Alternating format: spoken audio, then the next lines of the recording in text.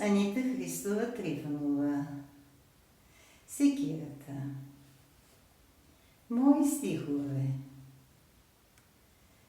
Слънце грее и пече, а на мен ми е добре. Като птичка лекокрила, в бяло цялата съм мила. От кога ли не съм била тъй спокойна и със сила, не присъща за жена?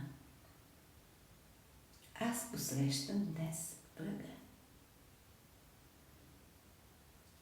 Има кой да ме събужда, има кой да ме възбужда, предизвиква и ругае. Моята душа туй трае, извисена от високо гледам аз на туй.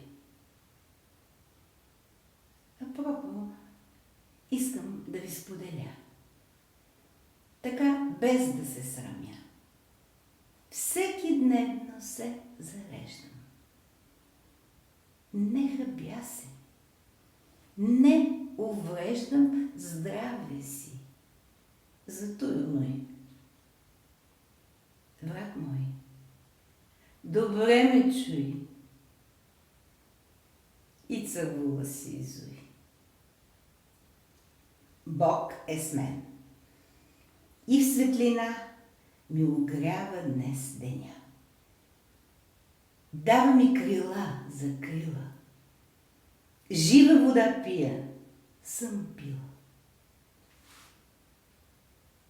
И за тези, които не искат да ме чуват,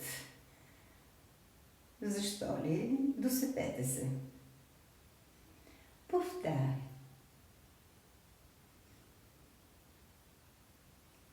Слънце грее и пече, а на мен ми е добре. Като птичка лекокрила, в бяло цялата съм мила. От кога ли не съм била тъй спокойна и със сила, не присъща за жена?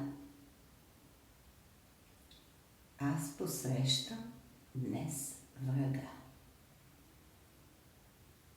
Има кой да ме събужда, има кой да ме възбужда, предизвиква и ругае.